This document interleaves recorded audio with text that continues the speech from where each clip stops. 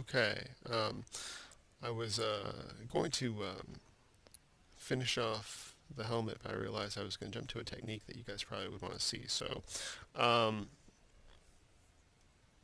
I've taken the brush and I've made a texture brush out of it. It's really simple.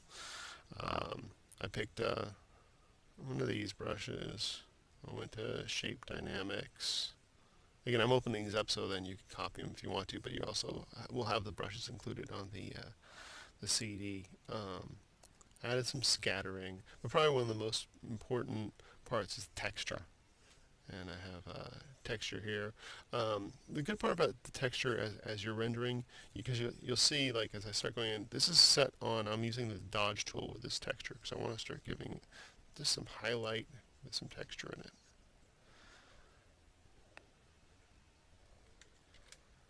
Before, after, before, after. See how that gives us like some, definitely a kind of distressed sort of metal texture.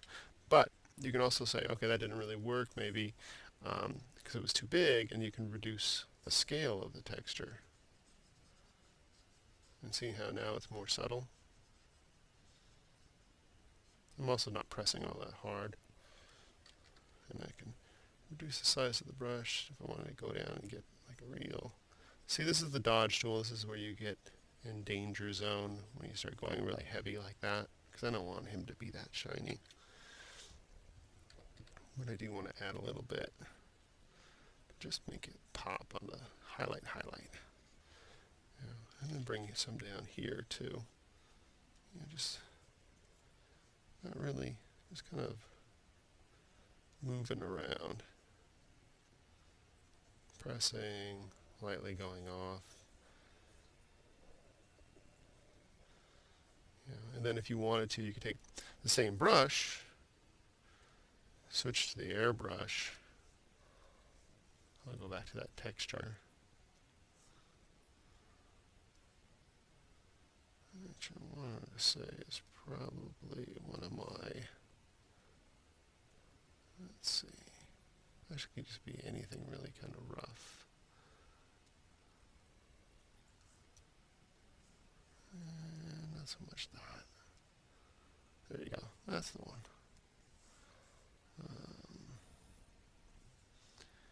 And I'll go back to the brush tip I had before. And do some size jitter on that, add some scattering. And then if I wanted to bring back like some of these darks and keep that texture, see, then I can. And that gives me even more control over, getting a mid-tone or what have you. If I wanted to pick up one of these highlights a little bit more, bring it back in there, see how I get that nice sort of shape going back in there. Again, it gives you a lot of control.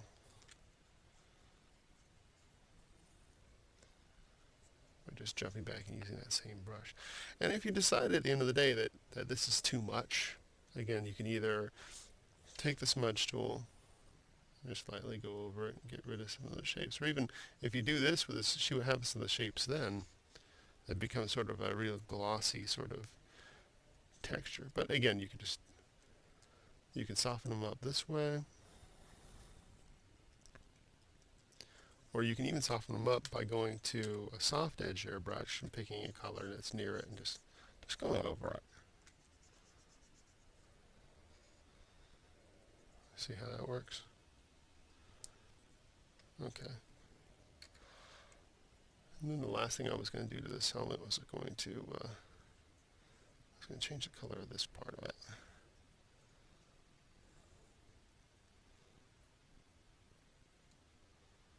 So see,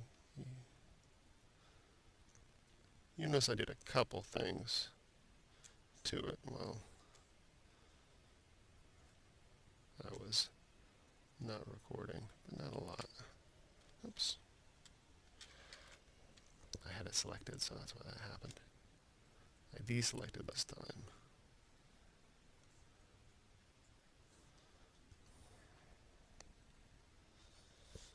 And I'm selecting that part. Going back up to the ridge. Going along. again, holding down that Alt key so I'm anchoring as I need to. Okay, hide it, Control U for hue and saturation, colorize, let's change this to more of a greeny, but not something like that. Then he'd be the Christmas evil guy because he's got the red and green in his helmet. Let's bring it down a little bit, more of a khaki really, so not that way, a little more that way. Okay. Then if you want some variation in his highlights, you can use a different tool, which is, where am I? Replace color.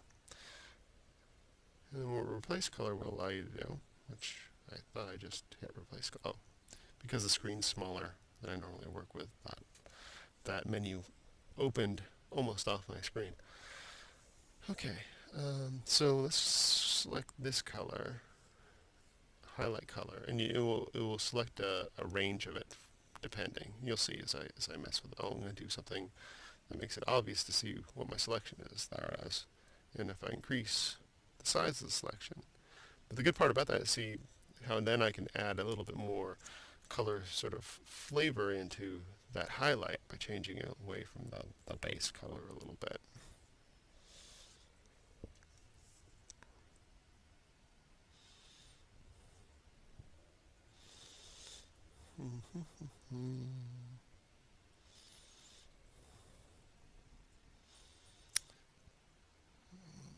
Yellowy.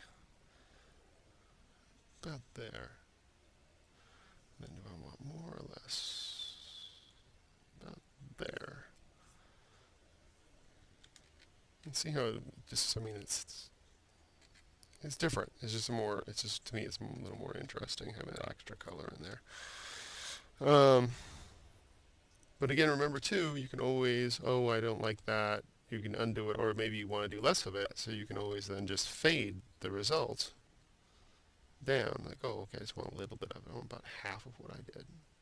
There's all kinds of stuff you can do, but I like it, so I'm going to keep it. Okay, I'm going to save, and then we're going to start on the body. Now you see we've come a good ways from that to that. He's an ugly guy, but we like him. Okay, so let's go ahead and grab our selection.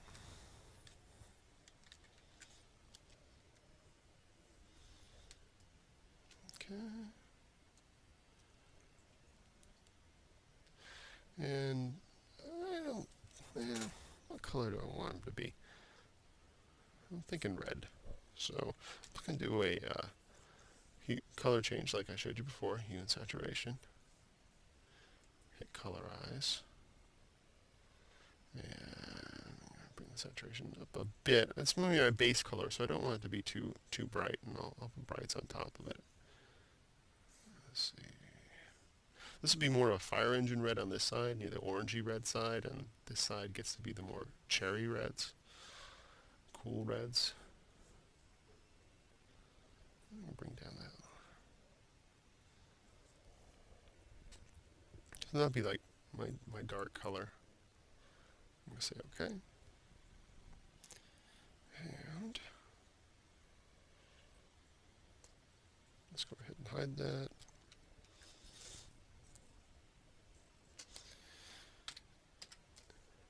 Airbrush tool, I'm going to put it on the soft airbrush. I'm going to grab the red, bring it brighter. See, that's the advantage of using an HSB picker, in that I can just take the color and slide it up rather than I think the default is an RGB picker, which Lord only knows why that would be the case. But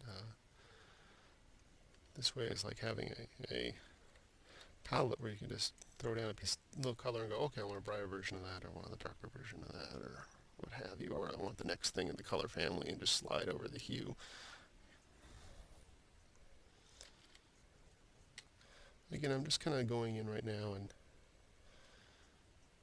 just with the airbrush, just roughing in the shapes.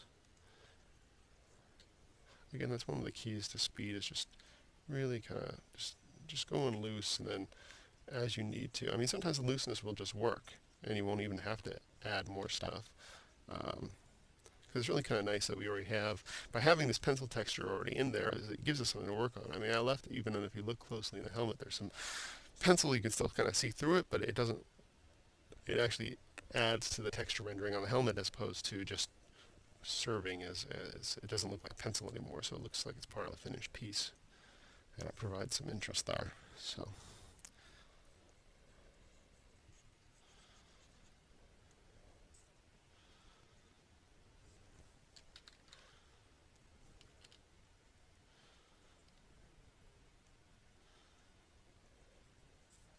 He's kind of, I'm going to give him, he kind of has regular, human-like abdomen, but not really. So, I'm going to play with these muscles a little bit. They're not going to be exactly human, but they're going to be, by having the base that, oh, he's got, the anatomy is kind of there. There's pectorals, there's abdominals, there's obliques, and everything is there. It helps the believability of the creature, which is important.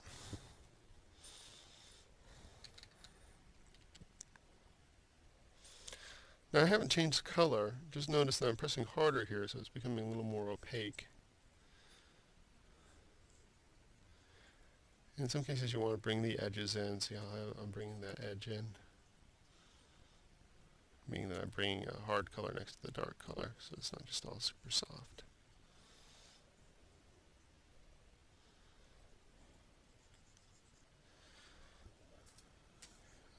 Okay.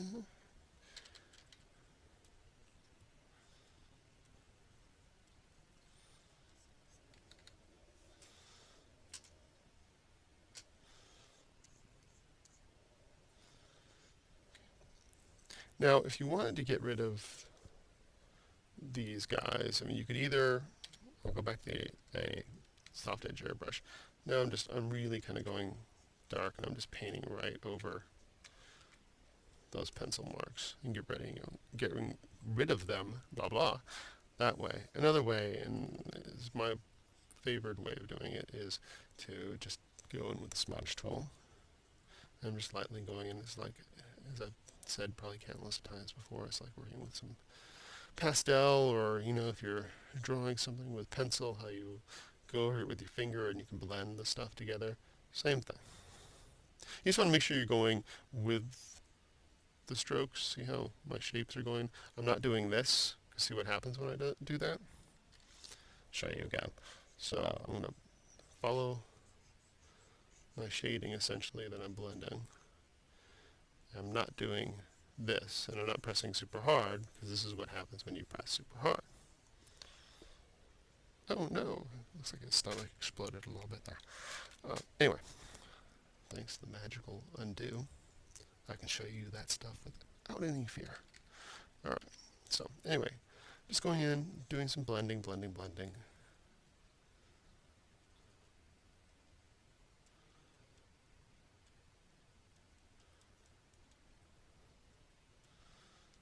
Okay, I'm going to save this recording here and then start again. Continue from there.